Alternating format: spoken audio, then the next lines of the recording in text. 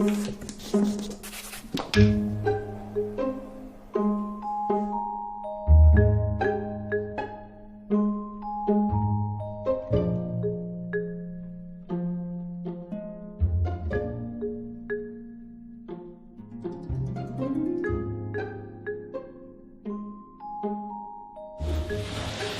everyone, welcome back. So I guess last week we talked about values and how to simplify them. This week I guess we're going to be talking about materials. Yeah, materials, when we're painting, the sort of touching upon the surface qualities is actually really fun. That's actually one of my favorite part of painting. That's cool. Yeah. I mean, for me, like I've always, as a designer, I design sets within films, and a lot of times materials is a big part of that. How to contrast materials to make like a polished surface feel more polished, or a soft surface feel more kind of soft. Oftentimes within a scene, we pick contrasting materials. Yeah. And a lot of times working with you in the lighting department, that's something we have a heavy conversation about. Yeah, even though we're talking about the surface quality, it basically, we're talking about how object reacts to light. Yeah. So, when you're designing light, you really have to think about surface quality as well. So even for me, when I'm dealing with lighting, surface quality is one of the things that I always think about. Yeah, that's great. So why don't we just get into it? We'll start our lesson. Neutral diffuse light is a great way to see local materials. In direct light, a lot of times, it's really hard to tell sometimes what the local material is. It can be very misleading. It's hard to tell what is happening from the direct light, like the temperature of the light may be the color of the light may be influencing what the local color appears to be.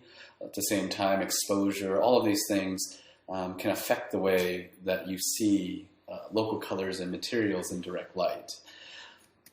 Overcast lighting, or neutral diffuse light, is a great way to see local materials. So if you could see in this, these are both photographs. You can see in both of these photographs, out of the two, the overcast lit one it's easier to decipher what the materials are and what the materials look like. For a lot of reasons, this is exactly why a lot of photography where you're trying to capture local materials is done in overcast lighting. So in CG animation, when we look for material reference, a lot of times we shoot the reference under neutral diffuse light, or overcast lighting oftentimes is the best way to view these local materials. Mm-hmm. It's very hard to see both light and shadow under direct light, like sunlight. So overcast lighting just makes things easier. It's just kind of comfortable for your eyes. That's why it's easier to see a lot of different things, especially local colors. So for that very reason, that's also why we create paintings in productions for large studios, for CG animation work. We will create paintings under that lighting situation. For instance, here's a painting that Dice had done for the Misfit Frat living room for Monsters University.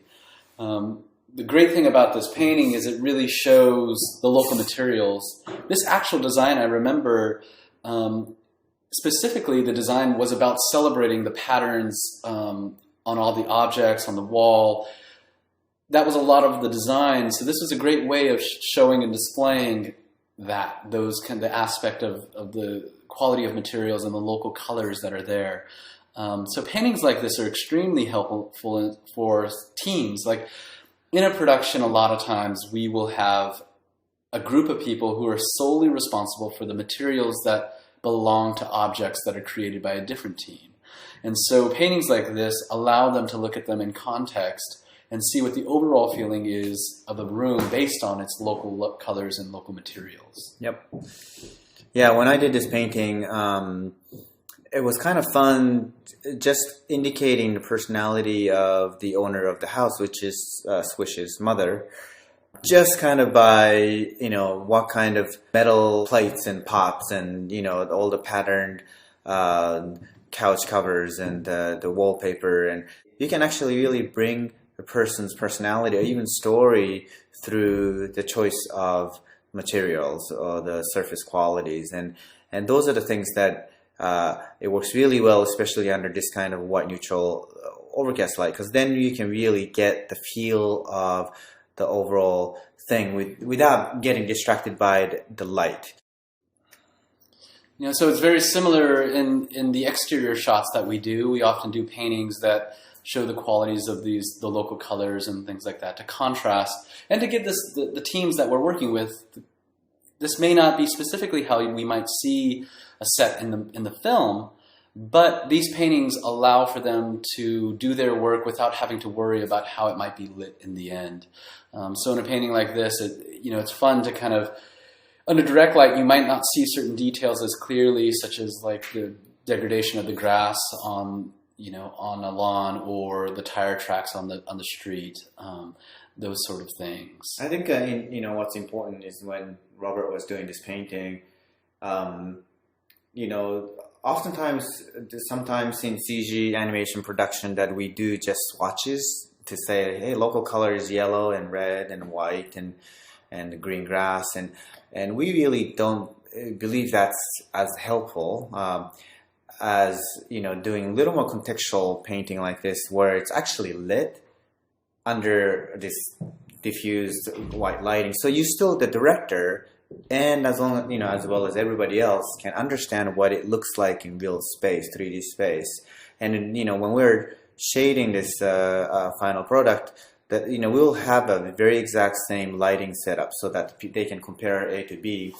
When we do this kind of neutral lighting studies, it's not just to show local colors. It's really still trying to sell what it would look like under this kind of lighting in the context. So the director can actually see what it feels like.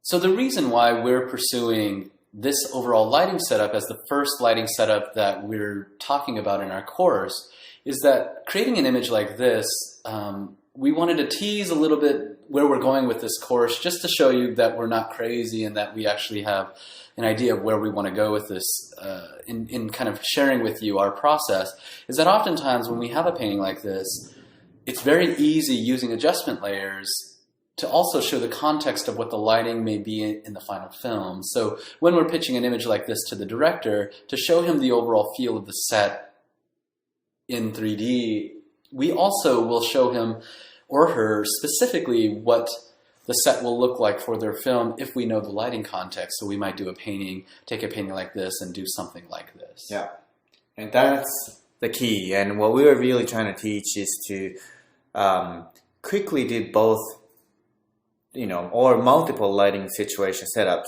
in one painting. And we found that the key to be able to do this is to really learn how to paint diffuse lighting. And that's why we're really focusing on neutral diffuse lighting setup in the beginning of this course. And so even when we paint diagrammatic paintings like this is what we would call an elevation, a straight-on view of a building with no perspective in it. Even in situations like this, we still treat it as if it's a 3D object with overlapping shapes, so like the roof is still overlapping. It's helpful to be able to create paintings like this because it is very diagrammatic. You could look at it and kind of understand exactly what it looks like in a straight-on view. But even in paintings like this, we use this lighting setup to show kind of the local materials of objects. Yeah, in this painting, it's not an overcast sort of diffuse lighting. As you can see, there's a kind of a pretty harsh highlight and a shadow and light pattern, which this is more like a spotlight. But I love you to see this painting mainly because you can kind of see the different materials amongst these characters. This octopus character has some slight translucent feel to it, and everybody else has this plastic kind of a high, kind of polished plastic look, hard surface. Like if you look at Ken, his claw is matte, obviously, and then his body is very shiny plastic.